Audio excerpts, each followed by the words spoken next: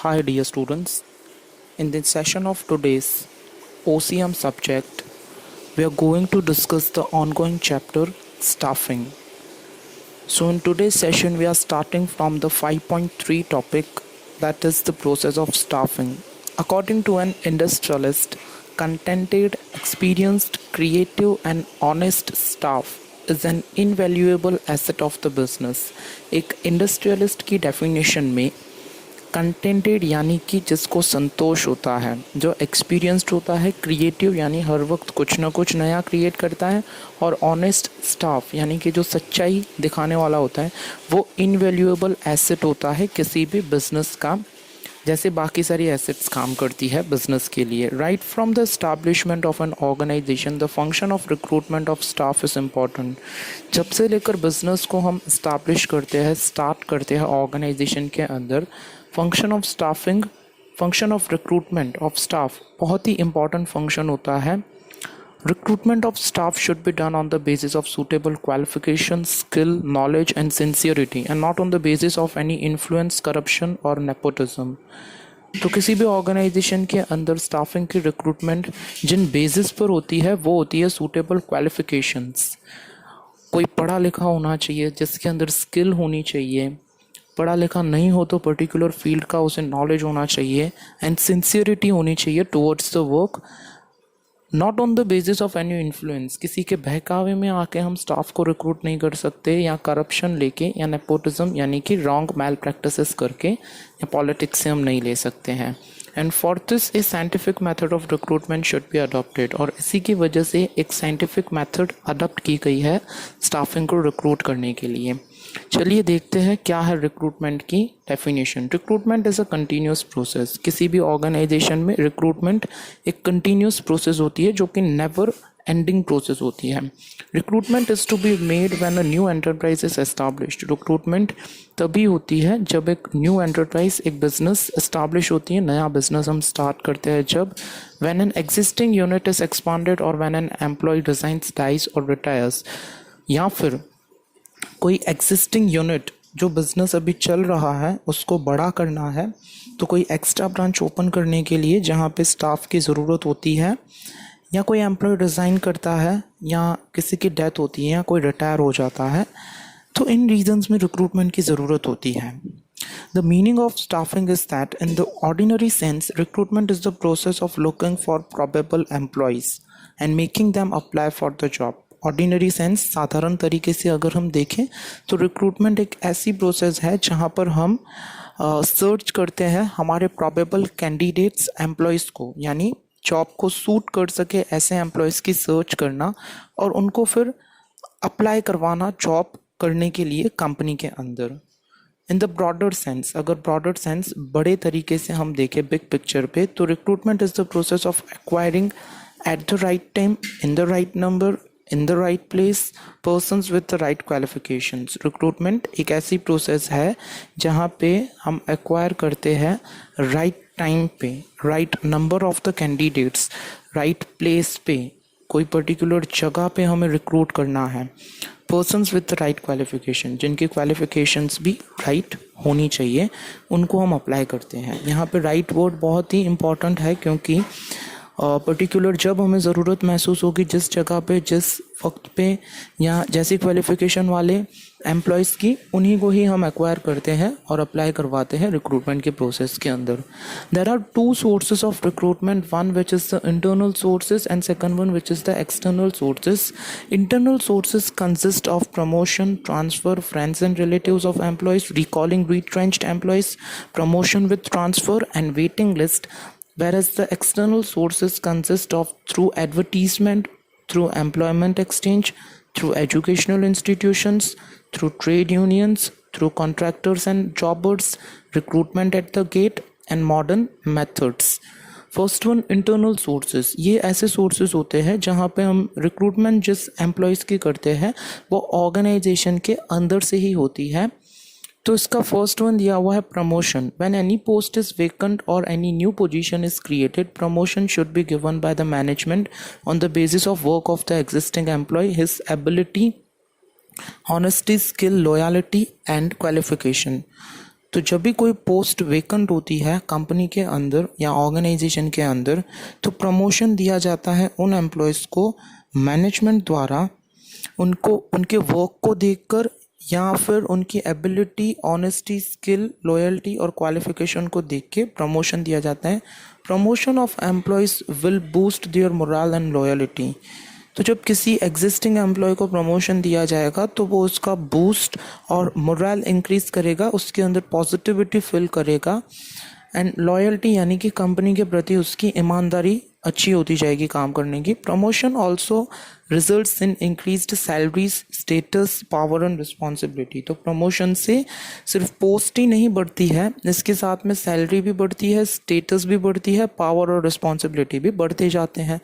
Number second is transfer. If there is any shortage of employees in any department, it can be rectified by transferring to it. तो अगर organisation के अंदर कहीं पे shortage महसूस होती है, कमी महसूस होती है किसी डिपार्टमेंट के अंदर एम्प्लॉयज़ की, तो एक ब्रांच में से दूसरी ब्रांच में एम्प्लॉयज़ को ट्रांसफ़र किया जाता है।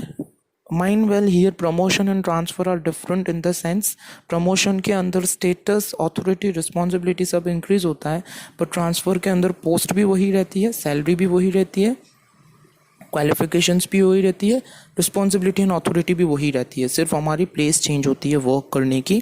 The surplus employee of another department keeping in mind their qualifications.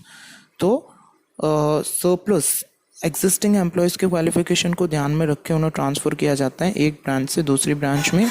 In this way shortage of employees can be rectified, और इस तरह से एम्प्लॉयज़ की शॉर्टेज को रेक्टिफाई यानी कि करेक्ट किया जाता है।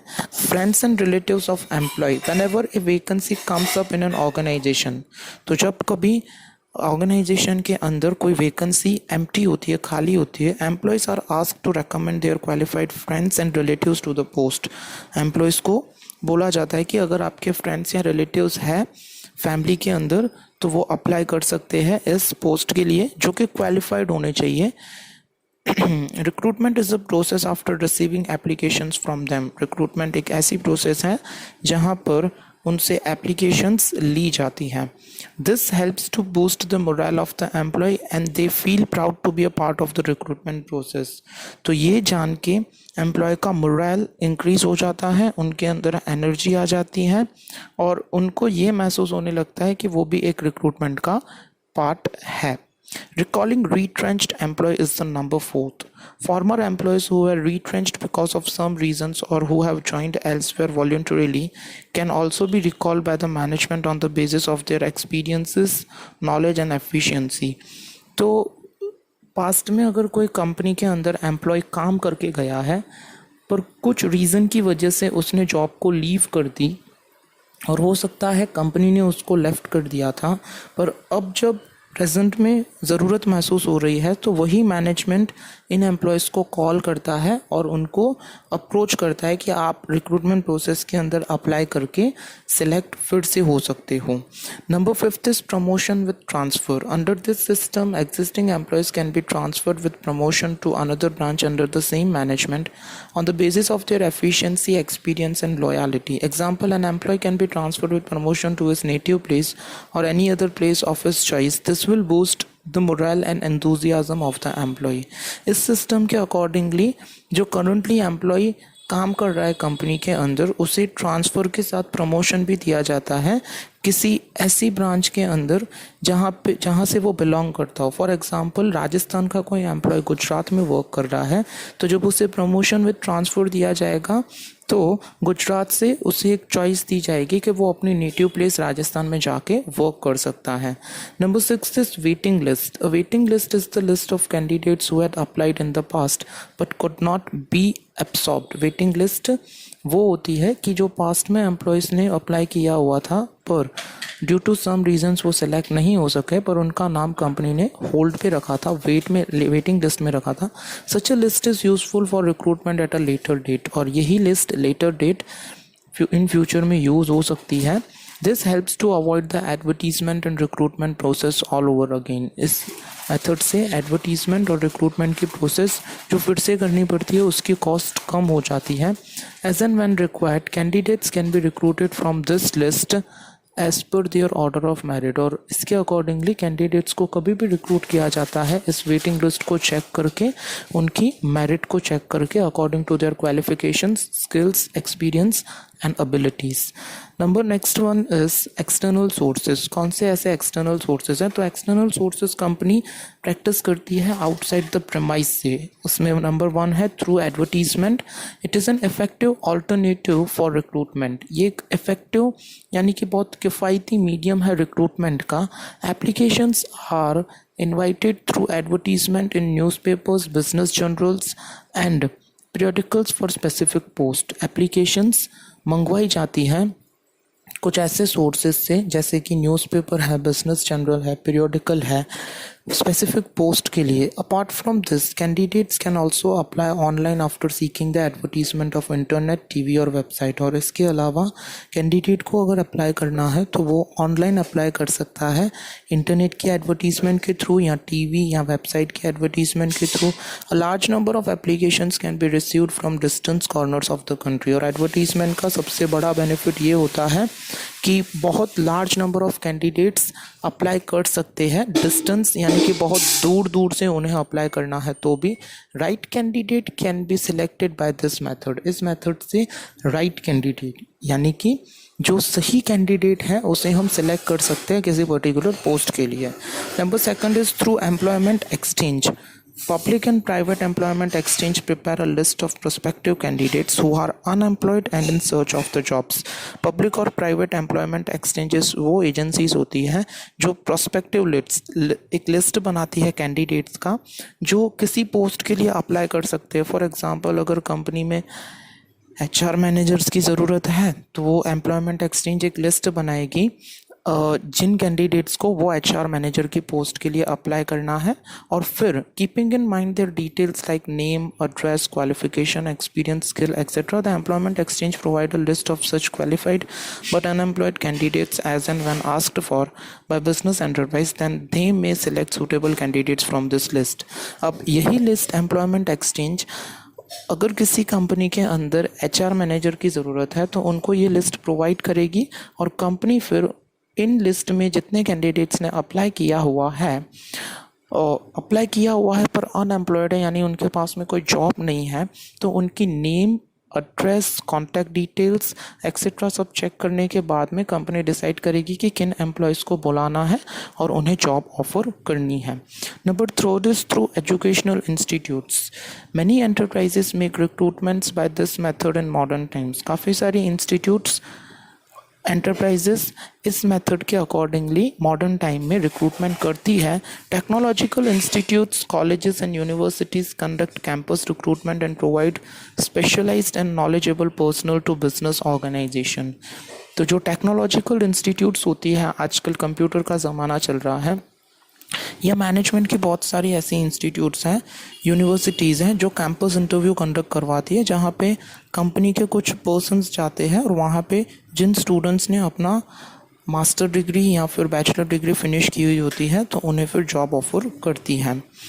And the required personnel can be recruited by obtaining names from the heads of their concerned institutions by campus interview, and according to this personals जो कि सिलेक्ट होने के काबिल है तो हेड मीन्स HOD कॉलेज का जो होता है उनके पास में से एक लिस्ट मंगवाती है और उन्हें रिक्रूट करवाती है। Such placement campus are arranged every year at various institutions like IIM and IIT etcetera. ऐसे कुछ तरह के कैंपस इंटरव्यूज़ हर साल IIM और IIT में कंडक्ट होते हैं। Number 4 is through trade unions. Trade unions make a list of employees of an organisation. Trade union employees के एक ऑर्गेनाइजेशन के एम्प्लॉयज़ का लिस्ट बनाती है। Sometimes when there is a less work और due to any other reason workers are retrenched. तो जब कभी कंपनी के अंदर काम कम होता है तो ये ट्रेड यूनियंस क्या करती है कि जो एम्प्लॉयज़ एग्जिस्टिंग काम कर रहे हैं तो उन्हें कम कर देती हैं, यानी 100 होते हैं तो 100 की जगह पे 70 कर देती हैं. Due to increase in workload, whenever the need arises, the more employees such retrenched workers can be recruited with the help of trade unions. This often happens in textile industries, mining industry, etc. और इसी process के reverse, यानी कि जब ज़्यादा work होता है company के अंदर तो यही ट्रेड यूनियंस वापस से एम्प्लॉयज़ को लेकर आती है और काम करवाती है, वर्कलोड जब बढ़ जाता है कंपनी के अंदर. और ऐसा ही सिनारियो चलता रहता है टेक्सटाइल और माइनिंग इंडस्ट्री के अंदर. Fifth one is through contractors. In this system a contract is made between the business enterprise and the contractor for the supply of worker. इस सिस्टम के अकॉर्डिंगली जो कॉन्ट्रैक्टर्स होते हैं लेबर को supply करते हैं तो उनका एक कॉन्ट्रैक्ट बना हुआ होता है कंपनी के साथ में. और अकॉर्डिंग टू दिस कॉन्ट्रैक्ट कि जब भी कंपनी को ज़रूरत महसूस होती है एम्प्लॉयज़ की तो ये कॉन्ट्रैक्टर्स सप्लाई करते हैं. The contractors take the responsibility of arranging workers. Contractor के पास में ये रिस्पॉन्सिबिलिटी होती है कि वो लेबर को अरेंज करते हैं. Contractor is in constant contact with various types of the labours. Contractor constantly अलग अलग तरह के लेबर्स से कॉन्टैक्ट में होता है. As and when required he arranges for laborers at the fair wages. This often happens with workers for construction industries, mining industry, tea plantation, etc. In this method, there is a possibility of workers being exploited. Generally, unskilled laborers are supplied by this method. Contractors जब continuous touch में होते हैं labours के साथ में तो company को contact करके उनसे पूछते हैं कि अगर कोई लेबर की ज़रूरत है तो वो सप्लाई करते हैं. जनरली अनस्किल्ड लेबर इस मेथड से सप्लाई होता है, पर इसमें एक ये चांस होता है कि जो लेबर होते हैं उनका शोषण होता है, यानी कि एक्सप्लॉयटेशन ज़्यादा होता है. Sixth one is recruitment at the gate. Workers can be recruited by business enterprises by placing a notice at the factory gate. This method is more suitable for daily wages. तो workers को इस method के accordingly जब recruit किया जाता है तो gate पे ही एक नोटिस लगा दी जाती है कि अगर किसी को अप्लाई करना है जॉब के लिए तो वो गेट पे आके ही कॉन्टैक्ट करके अप्लाई कर सकता है. Number 7 is modern method. In modern times recruitment can be made by use of internet. ये आम बात है मॉडर्न टाइम में. अभी के वक्त में अगर रिक्रूटमेंट होती है तो जनरली वो इंटरनेट पे, कंपनी की वेबसाइट पे, जीमेल पे कुछ मेल्स आते हैं उससे होती है. Various agencies registered the biodata of prospective candidates on their website. तो कुछ एजेंसीज होती है जो अपने कैंडिडेट्स का बायोडेटा अपने पास में रखती है और एक प्रोस्पेक्टिव लिस्ट बनाती है कैंडिडेट्स का. Whenever there is a vacancy, जब भी कभी वैकेंसी होती है कंपनी में, दीज एजेंसीज और the business units can use their facility to the required candidates. और ये एजेंसीज अपनी फैसिलिटी का यूज़ करके उन कैंडिडेट्स को मेल सेंड करती हैं या थ्रू कॉन्टैक्ट बताती है कि इस कंपनी के अंदर ज़रूरत है किसी एम्प्लॉय की तो आप अप्लाई कर सकते हो. For this all the procedures are done online like application, test, exam, results and appointments. और ये सभी मेथड जो है वो सब ऑनलाइन होती है. कंपनी में अगर कोई एंट्रेंस टेस्ट दे के जाना है तो वो भी कंपनी ऑनलाइन ही कंडक्ट करवाती है. In this method the candidate can take maximum benefit if he is well versed with computer and internet. और इस मेथड के अकॉर्डिंगली कैंडिडेट पूरा फ़ायदा उठा सकता है अगर वो कंप्यूटर की जानकारी रखने वाला बंदा है या उसको इंटरनेट का बहुत अच्छा नॉलेज है तो वो कभी भी चाहे अप्लाई कर सकता है. Generally this method is suitable for recruitment of the skilled employees. Generally ये मेथड जो यूज़ होती है रिक्रूट करने की वो स्किल्ड यानी कि क्वालिफाइड एम्प्लॉयज़ की रिक्रूटमेंट के लिए यूज़ होती है. Students, we have seen the two sources of the recruitment, that is the internal source of recruitment and external. In our next session will discuss the topic selection. Until then, thanks for watching the video and very goodbye.